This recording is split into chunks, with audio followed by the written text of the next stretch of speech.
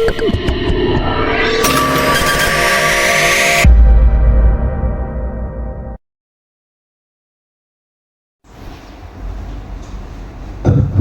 pintu tanpa kematian.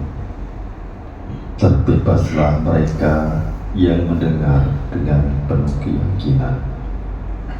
Namo Samyang Adi Budaya, Namo Buddhaya. Namo Buddhaya. Silakan duduk yang nyaman.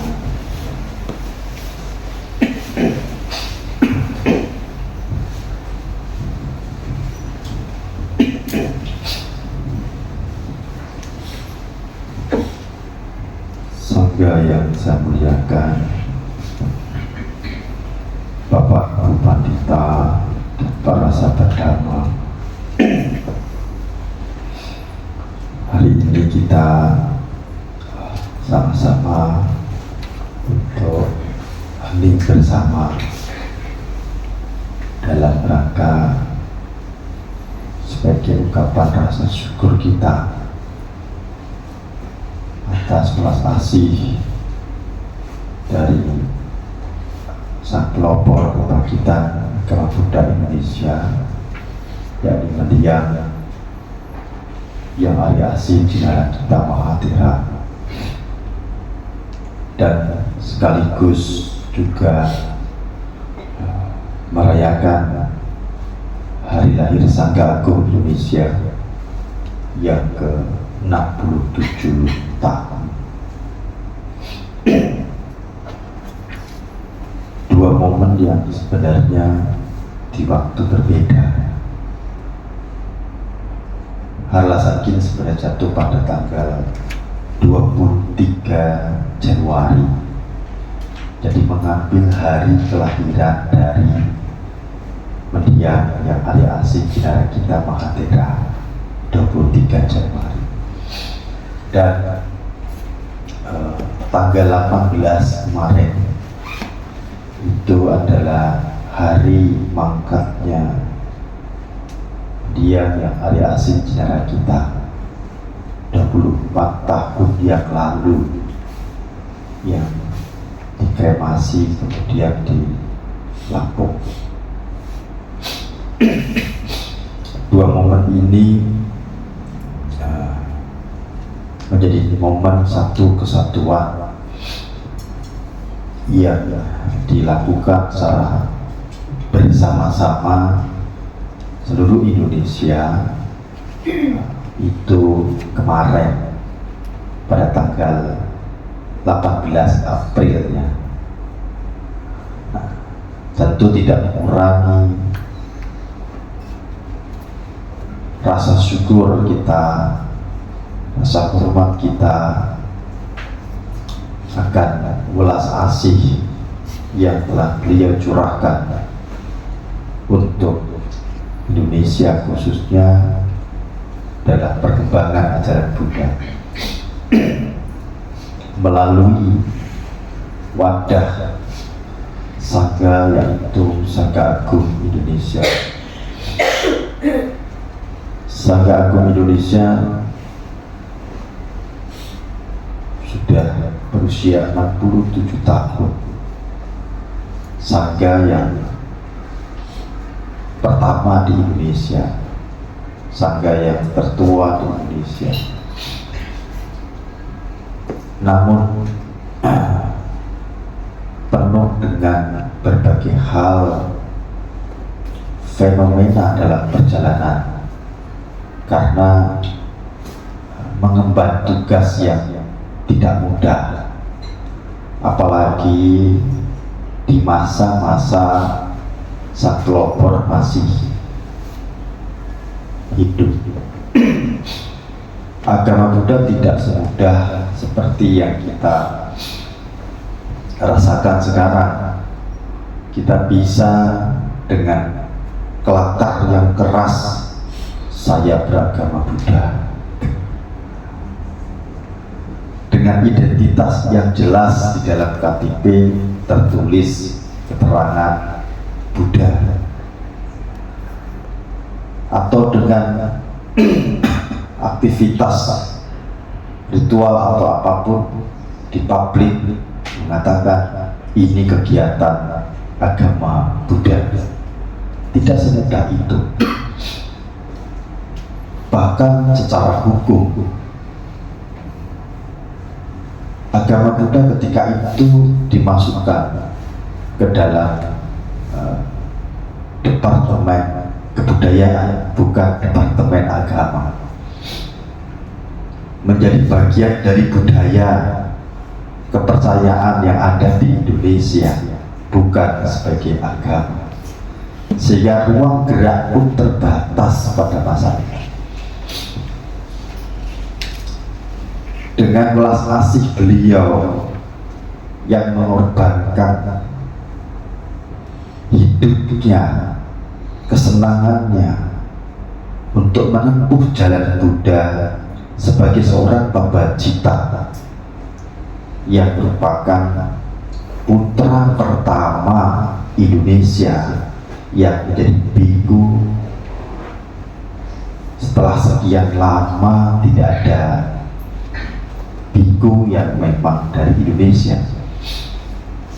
Masa itu telah ada para biku, salah satu misionaris Dharma dalam tradisi Theravada, ada yang mulia Narada Mahatera. Beliau sejak era penjajah sudah berkeliling, sejak era Belanda itu sudah berkeliling di Indonesia. Namun memang tidak ada wadah-wadah yang legal, jadi ada perorangan lalu masuk ke kelompok-kelompok teosofi gitu ya beliau, dan lebih banyak ke perorangan, ke kelompok-kelompok perorangan begitu, dan kelompok-kelompok teosofi ya, kepercayaan seperti itu. Dan sudah ada para biku-biku dari tradisi Konghuasi yang dari China itu jauh lebih banyak. Belakangan saya dengar data ada 100 biku sebenarnya dari Konghuasi, bahkan ada yang sampai lepas dan menikah dengan orang Indonesia gitu. Terakhir silsilah dari Konghuasi ada di Suhu Wudong. Kalau Anda dengar tahun 2023 atau 2022 ya, saya lupa, baru menikah 100 sekian tahun usianya. Tidak banyak orang kenal beliau, kalau beliau itu adalah seorang biku yang justru punya silsilah tinggi di Indonesia, khususnya di Sangga Indonesia, karena beliau murid langsung dari masa Konghuasi ketika itu, dari Suhu Percik. Beliau tinggal di salah satu wihara namanya Budayana, tapi itu wihara semacam kelenteng sebenarnya asalnya gitu. Cuma kemudian ditinggali dan sering kita sebut sebagai wihara Budayana begitu. Beliau tidak mau dipanggil suhu kadang-kadang. Beliau hanya duduk di pojokan, lalu kerjaan beliau merapikan wihara itu, membersihkan, menata tempat-tempat persembahan seperti minyak, pelita, gitu, dupa seperti itu. Orang sembahyang di situ kadang kalau tidak paham, tidak mengerti kalau itu seorang biku. Karena kan biku dari Tiongkok, kalau pakai pakaiannya kan tidak seperti kami begini kan gitu. Jadi tidak terlihat. Beliau sangat low profile sekali, sangat sederhana sekali, sangat sederhana sekali. Saya ketemu pun hanya sekali ketika itu. Waktu kami ada acara, beliau dihadirkan. Sangat sederhana sekali, sangat rendah hati sekali. Itu salah satu tokoh yang tersisa dari perguruan Konghuasi di Indonesia. kalau tidak salah usia 102 tahun meninggalnya, kalau saya tidak salah. Namun ketika itu memang tidak ada biku yang dimana ia kelahiran dari Indonesia, tidak ada. Dan sebelum itu tentu mencari biku tidak mudah, karena kalau kita riset di histori itu masa-masa ada para biku sebagai Bapak Cita ini kan di era-era Sriwijaya. Era-era Sriwijaya ke sini itu, terutama di Shalendra ke sini, kita hanya menemukan para tokoh-tokoh, para guru dharma yang saat ini kita sebut Sulinggih di Bali, atau para pendeta Buddha istilahnya kalau dalam beberapa catatan seperti itu. Nah sekarang kita sebut di Bali sebagai Sulinggih, jadi bukan sebagai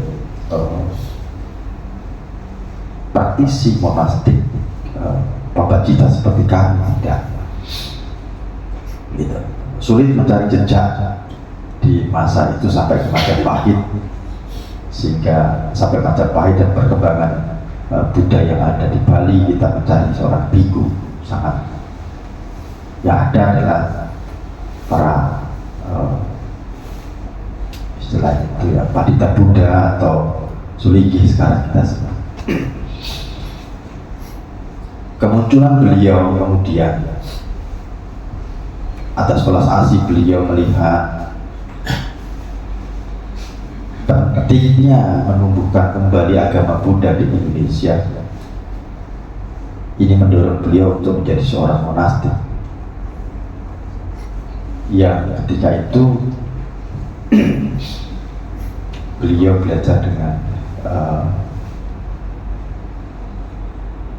guru dari Konghuasi Suhu Pecik sebagai praktisi Zen.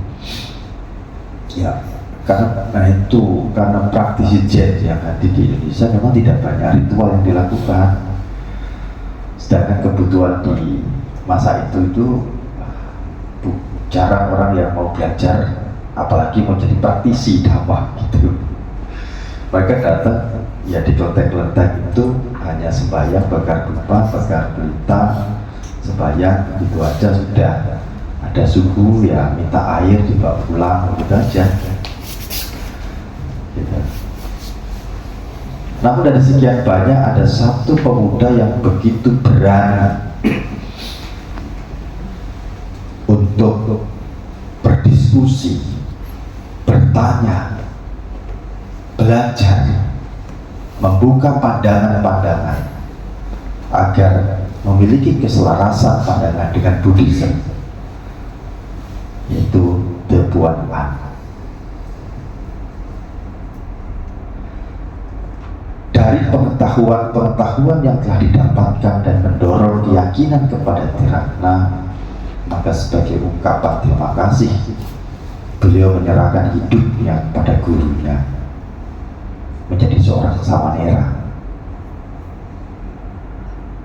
Dan pada masa itu kemudian beliau didorong untuk menjadi biku di tradisi Buddhis Theravada Myanmar, pun dengan seorang guru yang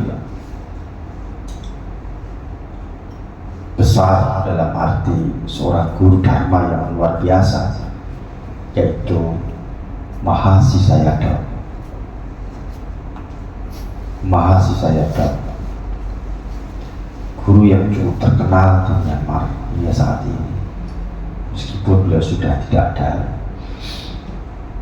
Di bawah bimbingan beliau dan para murid inilah beliau belajar sebagai seorang biku ketika itu, dan pulang ke Indonesia kemudian mengembangkan, menumbuhkan kembali ajaran Buddha.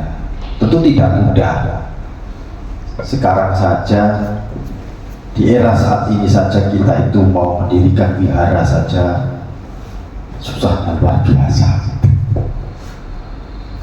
dari sisi perizinan dan sebagainya itu masih sangat ribet. Tidak semua tempat, tapi tidak semua tempat. Saya bersyukur di Mojokerto kami sangat mudah sekali, sangat lancar sekali. Gitu. Bahkan istilah saya selalu saya ungkapkan, tidak ada Rp1 pun kami mengeluarkan uang untuk perizinan wihara di sana.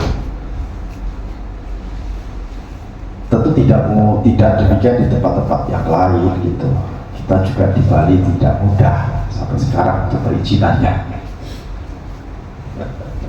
Nah, sekarang belum dapat izin. Di era sekarang ada. Bayangkan di era pada masa itu, bukan hanya tempat, bicara dan mengaku sebagai seorang Buddhis saja. Kalau di era mbah saya itu dimasukkan penjara, dibilang sebagai PKI, lalu hartanya diambil semua, disita semua. Itu kami alami di keluarga kami alami. Tidak mudah tentunya pada masa itu ya. Tapi dengan welas asih beliau, dengan kegigihan beliau, sehingga melahirkan satu wawasan, pandangan untuk melihat bentuk agama Buddha Indonesia ini seperti apa, yang kemudian diwariskan kepada kita, yakni wawasan Budayana, yang menjadi nama tempat ini juga, wawasan Budayana. Dalam gerakan non-sektarian, karena begitu muncul Buddhism, mulai tumbuh, mulai pengakuan sebagai yang termurni muncul. Begitu muncul Buddhis, sudah diakui masa itu, meskipun beliau sudah dari awal memang sudah dengan gerakan non-sektarian ini sudah cukup kuat gitu ya, sehingga beliau bisa mewadahi berbagai skolastik tradisi Buddhis yang ada, seperti Theravada, Mahayana, Vajrayana. Bahkan dari komunitas Bhikkhuni pun beliau terima, itu diwadahi, didukung untuk berkembang. Meskipun beliau sendiri secara perguruan adalah dari tradisi Theravada Myanmar, tapi tidak membawa itu. Kalau beliau membawa tradisi Theravada Myanmar, tentu kita membaca paritanya tidak seperti sekarang gitu. Tidak seperti sekarang, seperti di Myanmar tentunya gitu kan, sulit mengikutinya gitu. Tapi tidak demikian, justru ketika itu membiarkan murid beliau belajar dengan termasuk dengan Theravada, dan juga saya yang dibawa kemudian dengan tradisi, dengan Mendara Saradhaniya itu dari Putra atau justru Buta dari Juta negara dari Sri Lankanya gitu yang mengajarkan kemudian, sehingga kemudian Mendara Parita dengan irama atau dengan cara Saradhaniya itu ada di Indonesia, tetapi khas dengan Indonesia dan tidak sama dengan Sri Lanka dan Indianya gitu. Kalau Sri Lanka hampir sama dengan Indianya gitu. Kalau di Indonesia kemudian tidak. Dalam perkembangannya masuk kemudian itu yang kemudian, tapi kan terbatas ya, karena Saradhaniya ini lebih kepada syair-syair pendek bisa digunakan. Seperti tadi ketika mendaras permohonan Dhammadesana, Aradhana Dhammadesana, itu Saradhaniya. Itu Saradhaniya. Tentu terbatas, syair-syair pendek. Syair-syair panjang tetap dibaca dengan Magadha, lebih mudah. Magadha, dan untuk pemberkahan biasa para biku tetap membaca dengan irama atau dengan cara baca yaitu samyoga. Nah, Beliau tidak mengedepankan itu karena itu sebagai budaya dan metode saja.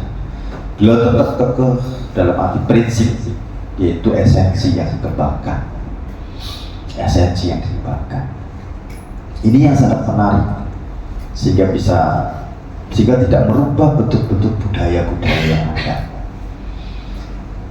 Hingga pada puncaknya kemudian agama Buddha ini diakui secara hukum, ya tentu dengan berbagai syarat yang menjadikan kelegalan itu mengikuti dengan apa yang jadi tuntutan dari agama mayoritas. Tentu profilnya adalah ke sana, harus ada nabinya siapa, nama sebutan Tuhannya siapa, kitabnya apa, tempat tinggalnya itu siapa, tempat tinggalnya apa. Syarat-syarat ini terpenuhi akhirnya, meskipun di awal pun dengan pergerakan-pergerakan yang ada harus membawa konteks sehingga tidak ditolak. Maka diakuinya kemudian ketika baik secara kitab, diakui ternyata ada kitabnya di Indonesia yang dari Indonesia, yakni Saya Kamanika Sota diakui, ternyata kitabnya ada kitab-kitab dari Indonesianya. Sebutan Tuhan juga nggak bisa ngambil dari yang luar negeri, ya, ambilnya hanya dari Indonesia, ambil dari Saya Kamanika itu, yaitu Adi Buddha itu, kemudian digunakan sebutan Tuhannya, Adi Buddha itu, yang kemudian muncullah keputusan presiden, sehingga diakuilah kemudian agama Buddha secara undang-undang di Indonesia. Tidak ada agama resmi sebenarnya, ya. Tidak ada agama resmi, yang ada itu agama yang dilindungi atau diakui secara undang-undang. Nah, agama Buddha diantaranya kemudian, sehingga agama Buddha bisa berada di Departemen Kementerian Agama, tidak di Departemen Kementerian Kebudayaan, sehingga ketika itu bisa mendirikan wihara dan sebagainya, kemudian karena negara melindungi. Ini perjuangan yang tidak mudah. Belum lagi begitu diakuinya ini, berkembangnya Buddhisme ini, muncul ideologi-ideologi yang idealis, gitu. Ideologi dengan gerakan-gerakan idealis, gitu. Oh, ini aku Mahayana murni, aku ini Theravada murni loh, gitu. Yang itu tidak, yang ini tidak. Muncul bahkan dari lingkungan murid-murid beliau sendiri, gitu. Dan akhirnya mereka membentuk sendiri. Nah, sekarang ada SNI, ada STI dan sebagainya, muncul gerakan-gerakan itu yang itu dari murid-murid beliau sendiri, mereka pisah.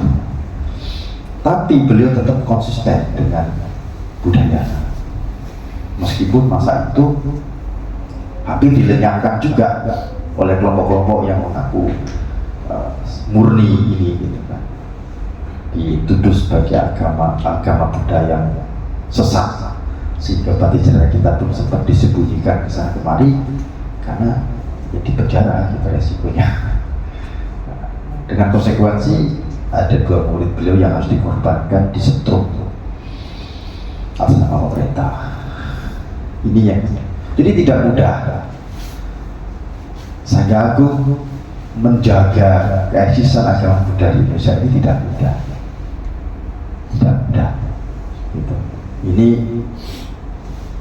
banyak catatan-catatan yang lebih hitam lagi dari ini yang terjadi pada murid-murid beliau, catatan hitam lainnya. Nah, tapi beliau tetap konsisten, meskipun muncul sangga-sangga yang lain dari murid-murid beliau tetap konsisten menjaga keeksisan pandangan tentang budaya lain.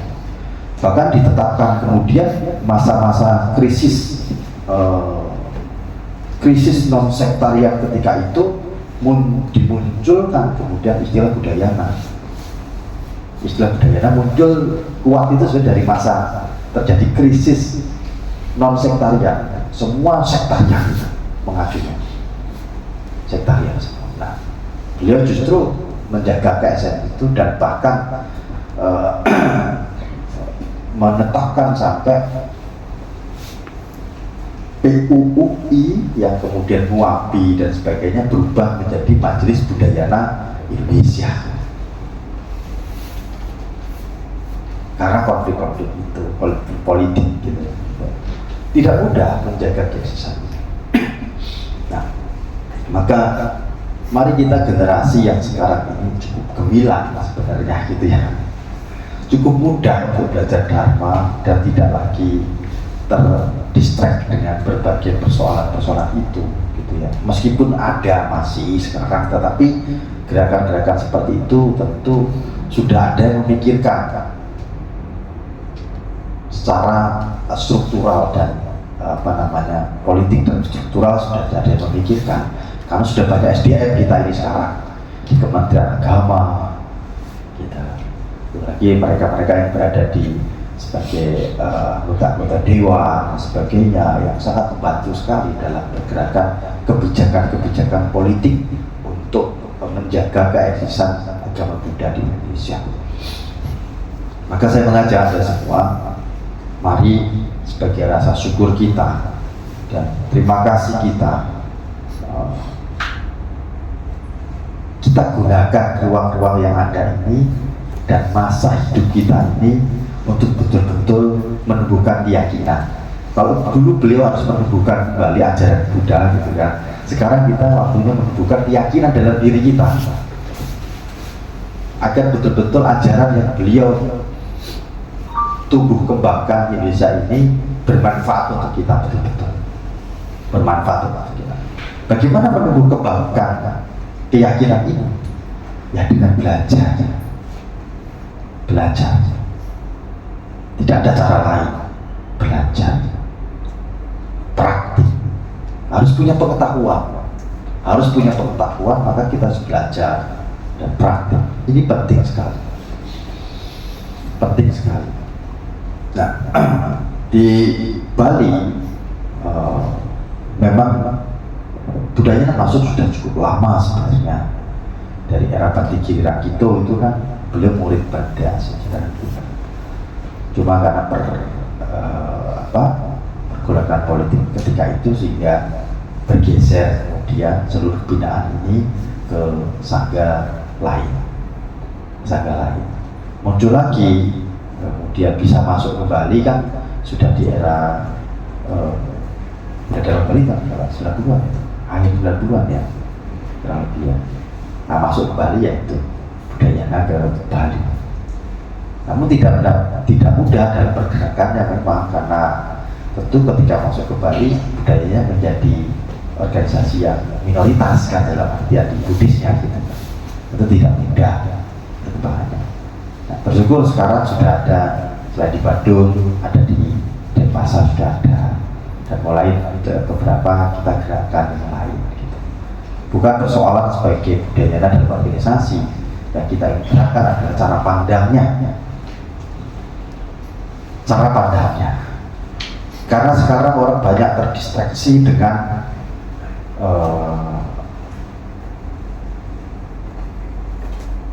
kulit luarnya gitu. Jadi lebih kepada budaya, lebih kepada metode, bukan pada esensi. Gerakan budaya itu lebih mengajak pada orientasi batin kita pada perlindungan, tidak yang lain. Karena budaya itu perlu kita pahami bukan sebagai sekte, bukan sebagai organisasi, bukan juga sebagai kendaraan skolastik, Theravada, Mahayana, Vajrayana, bukan.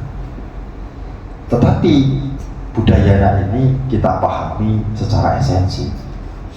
Kata Buddha itu adalah pembebasan, artinya pembebasan diri dari lingkaran kelahiran dan kematian atau samsara.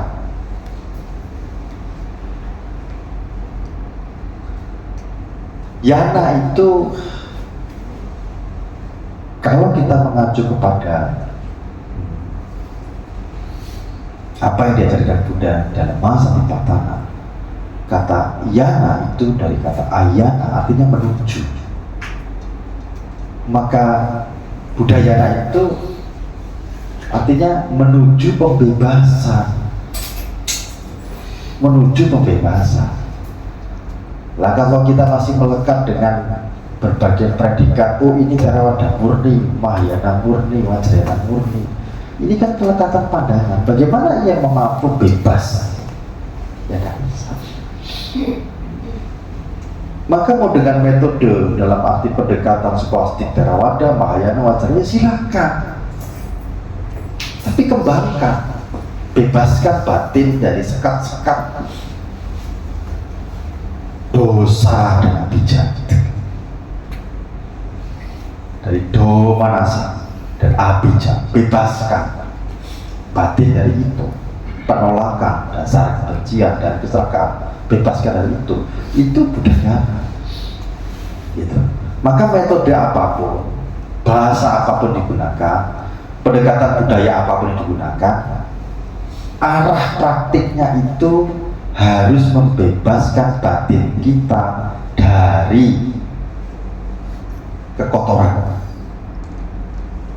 batin, harus membebaskan kita dari samsara, tidak ada lain, tidak ada lain. Nah, ini pijakan penting. Namun bukan berarti seorang budayana itu harus terampil dengan semua metode dan semua budaya. Bukan. Menerima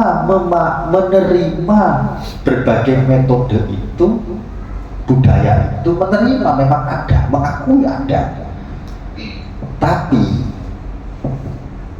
bukan berarti harus semua terampil di sana secara metode dan budaya, bukan. Karena dipelajari nanti nggak habis-habis, akhirnya hanya sibuk pada urusan budaya, ritual saja nanti. Kalau nggak sibuk di urusan ritual, nggak selesai belajar metode ritual dari budaya ini, budaya nggak selesai itu, hanya pusing sendiri dijaga budaya. Ya itu biarkan mereka-mereka yang kompeten mengembangkan dengan budaya dan metode itu, biarkan. Secara personal kita harus punya metode yang kita pegang,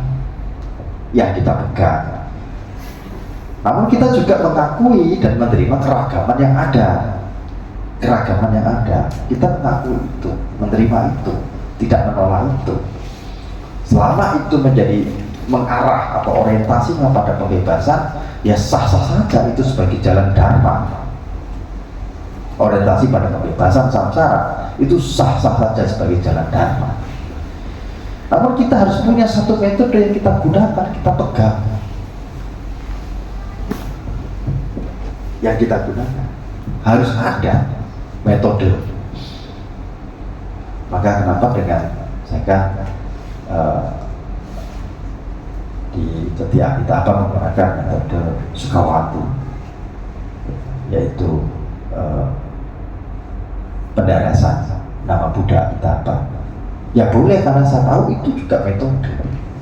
Itu metode yang mengarah juga pada pembebasan samsara, yang diajarkan juga oleh Buddha. Ya sah-sah saja, silakan. Harus punya metode yang jelas. Nah inilah yang sebenarnya ingin saya tekankan. Di semua wihara-wihara yang saya bina, ini yang saya tekankan. Ada metode yang harus menjadi metode yang dikembangkan di sana, jangan tidak. Maka di sini dengan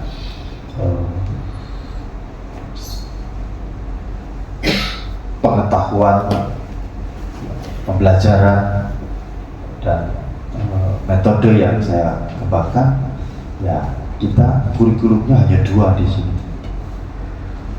Kurikulumnya hanya 2, Dhamma Cakka dan Maha Satipatthana. Meditasinya ya Satipatthana sudah. Ya, kalau ada yang lain, ya silahkan. Seperti saya tadi, yang bertambah, ya silahkan, tidak apa-apa. Pun menjadi bagian dari kita yang kita juga tetap pantau dan kita bantu terus perkembangannya. Gitu. Bahkan kita bantu nutrisi dalam pelafalannya. Bagaimana melafal itu supaya dengan perhatian penuh. Gitu. Tidak sekedar melafal atau mendaras saja, tapi bagaimana mendaras itu dengan perhatian penuh. Kita bantu pendekatan-pendekatan itu bahkan. Nah, ini penting. Kalau tidak, kita hanya akan kehabisan energi untuk belajar budaya dan belajar metode dan ritual dan berhenti terus begitu. Tapi ketika kita gelisah, kita kebingungan. Ketika kita cemas, kita kebingungan. Gak ngerti harus bagaimana. Padahal ini yang paling penting dalam beragama.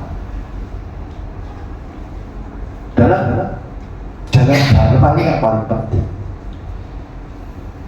Ini paling penting.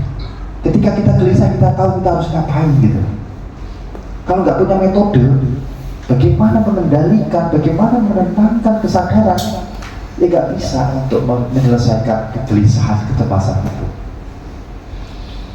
Bagaimana ketika tubuh saya ini terasa kaku, sampai lelah, apa yang harus saya lakukan?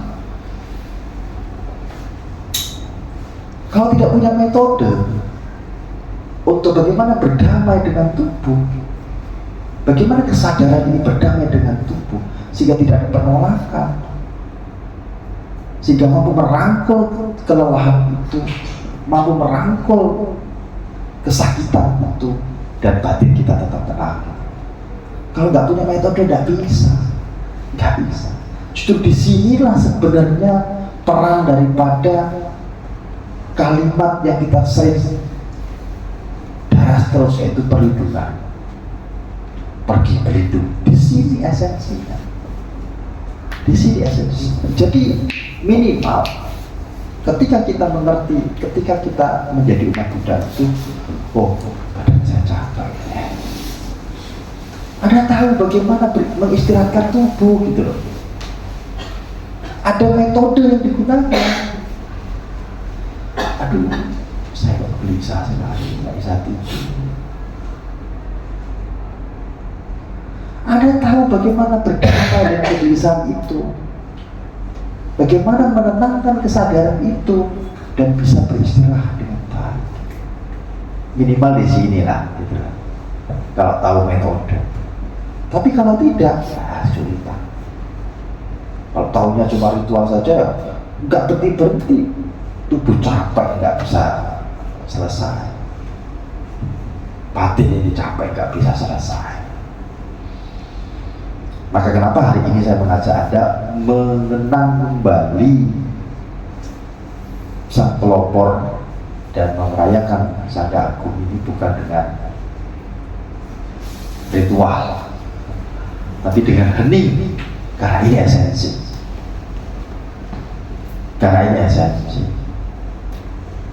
Ini yang penting. Tapi yang kita lakukan 30 menit itu kan sudah bisa Anda gunakan kalau badan capek, gelisah, tidur, bisa gunakan itu. Yang hening 30 menit tadi. Metode itu sudah bisa digunakan. Dan itu adalah metode Satipatthana yang berakar pada jalan mulia brosur 8. Ya, nah, ini penting juga. Maka saya mengajak untuk kembali ke esensi.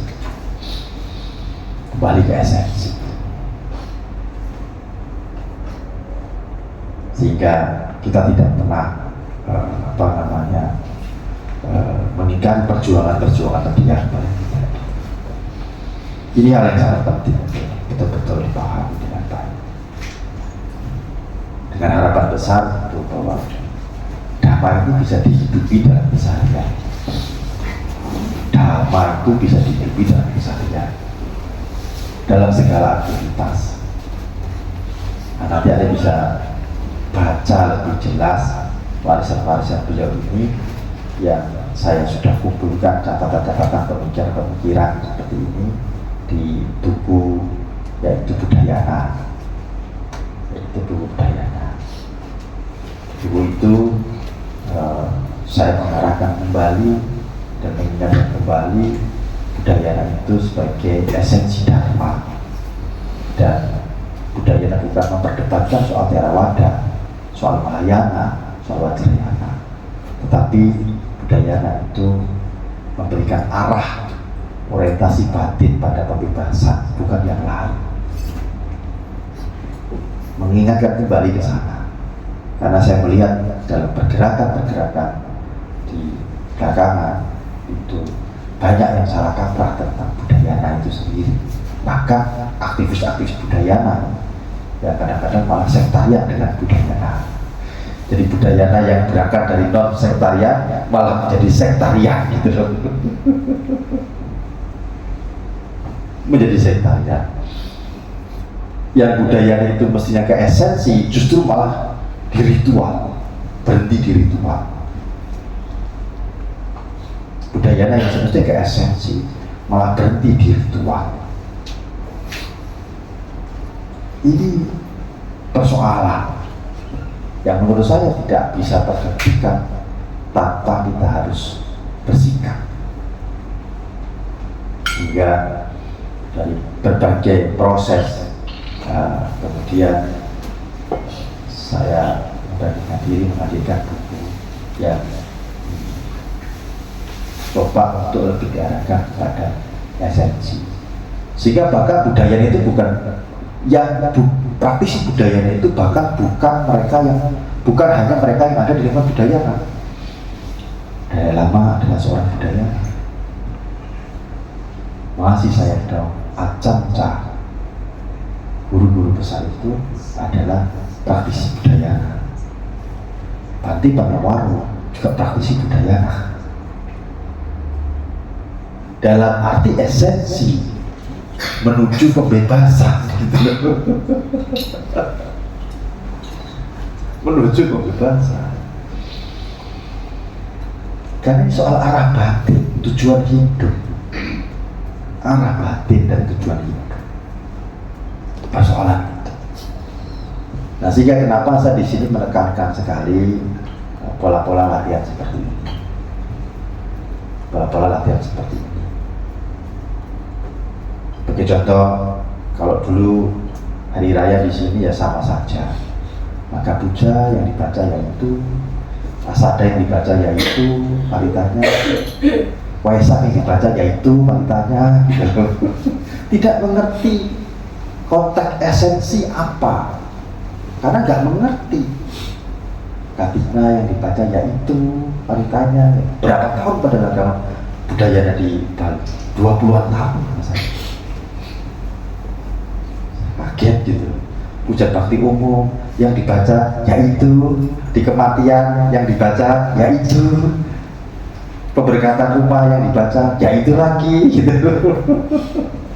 Kenapa seperti itu gitu. Nah, kita coba benahi. Saya memberi down buku-buku yang dari Sangga Agung sendiri, kita benahi. Kita khususkan secara sistematis dalam bentuk buku hari raya, sehingga pesan-pesan esensinya sampai. Oh, Maga Buddha itu syair ini isinya tentang apa? Beliau memberikan nasihat itu, memberikan khotbah tentang yang dikenal dengan Uwada. Ini apa sih isi Uwada Patimo? Kan itu harus diingat dalam mengingat peristiwa itu. Nah, ini hal yang penting. Pelan-pelan kita benahi di sana. Gitu. Puja pagi, puja sore, gak ada yang ngerti. Puja pagi, puja sore yang dibaca ya cuma Wadana, Sarana, Pancasila. Ya situ aja pagi sore. Udah kan buat tahun kan, gitu kan. Dari sini budaya di sini 2 tahun. Mengapa? Ya karena tidak ada yang mau mengkaji dan mengingatkan ke sana. Maka melalui tempat inilah saya mencoba untuk mengingatkan. Ada latihan-latihan yang dilakukan pagi hari. Ini loh, kalau mendaras parita ya ini. Ada sore hari ini loh, sore hari. ada cara-caranya, tata caranya ada, sehingga lebih terstruktur. Dia latihan meditasi. Dulu setahu saya di sini cuma meditasi mulai teng duduk diam 3 menit teng selesai, paling lama 5 menit kan gitu. Meditasi meta bawah teng diam ya, paling 3 menit 5 menit teng selesai. Apa sih yang dilakukan? Saya heran gitu loh, apa yang dilakukan? Malah ada yang membaca Karania Metta Sutta gitu loh, kadang-kadang gitu. Meditasi meta bawah teng dibacakan. Demikianlah, ini mendengar orang membaca atau meditasi sebenarnya. Dan ini kan bertahun-tahun kan ini, bertahun-tahun, 20 tahun seperti itu. Nah, kehadiran tempat ini kembali untuk mengingatkan pada esensi. Maka kita kasih nama tempat ini sebagai budaya, untuk mengingatkan akan esensi yang diajarkan oleh Bhante Cidara kita tadi. Kita mulai tata pelan-pelan, meskipun kadang bertabrakan. Enggak kayak gitu biasanya Bhante, ya biasa aja. Sekarang kalau biasa pokoknya gitu. Enggak begitu biasa Bhante, ya biasa aja. Sekarang dibiasakan supaya terstruktur, terarah. Sejak pagi, sejak sore terarah. Hari raya terarah. Nah itu yang kita coba untuk bertahan. Mulai latihannya juga terarah, meditasinya juga sudah harus terarah. Tadi 30 menit sudah hening semua, bagus. Dulu 5 menit aja sudah bunyi semua kakinya. 5 menit, 10 menit itu dulu ini kakinya debu, ini matrasnya bunyi semua. Sekarang udah hening 30 menit maksimal lah di sini 30 menit sudah bagus. Kami di Mojokerto tiap minggu 30 menit terus. Kan ini sudah saya mau tata untuk ditingkatkan menjadi 45 menit duduknya. Jadi puja bakti itu betul-betul kita hadirkan dalam keheningan betul-betul gitu loh. Yang mau ditambahin nyanyi, yang mau salah meditasi boleh aja ya. Tapi ini yang paling penting, dan drama berulang, dia kan bisa lama-lama ngerti. Mau tuntunannya sama terus lama-lama jadi tahu. Nah, ini pola pembelajaran. Repetisi itu kan pola pembelajaran, berulang terus. Lama-lama ngerti, bisa sendiri lama-lama. Karena itu esensi. Napas itu bukan Theravada, bukan Mahayana, bukan Vajrayana gitu. Napas itu rupa dan hanya objek rupa, bukan yang lain. Ini penting, sehingga saya berharap kehadiran Budaya Center dengan identitas budaya hari ini membawa kembali esensi Dharma bagaimana yang memang menjadi gerakan-gerakan dari mendiang yang ada asing sejarah kita. Ini yang penting sekali. Lalu soal budaya bagaimana? Nah, soal budaya memang belum menekankan kepada budaya lokal. Ya, gitu. Ini yang pelan-pelan kita coba untuk gali. Maka kita itu membangun hubungan dengan Buddha-Buddha Bali ya karena itu. Karena kita buta tentang Buddha Bali seperti apa. Kita membangun ke sana hubungan itu supaya kita ngerti Buddha di Bali seperti apa. Sehingga kehadiran kita di sini tidak menjadi barang asing, tapi menjadi agama Buddha Bali bahkan. Budayanya menjadi agama Buddha Bali yang bisa. Tapi yang mendepankan sisi esensi tadi, sisi esensi. Nah ini harapan saya itu sebagai satu ungkapan syukur kita dan menjaga warisan dari yang ada asing sejarah kita tentang budayana, apalagi namanya budayana di sini. Center lagi kan, pusat gitu. Center itu kan pusat budayana ya di sini di Bali itu. Sehingga kita perlu untuk pelan-pelan mengarahkan aktivitas-aktivitas ini pada Dharma, tidak sekedar beraktivitas. digerak arahkan pada damai. Perlu waktu, maka saya perlu dukungan Anda semua. Perlu energi, maka saya butuh sekali kehadiran Anda semua